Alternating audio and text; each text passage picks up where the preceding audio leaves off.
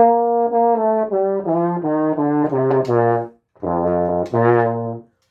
a todos, hoy vamos a trabajar nuestro ejercicio número 100 y en este ejercicio pues tenemos una indicación que tenemos dos frases.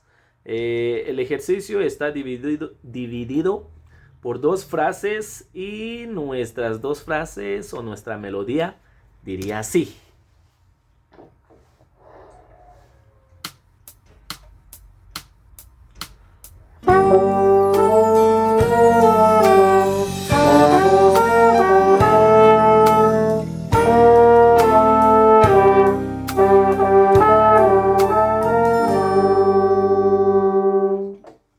Muy bien, vamos con la pista.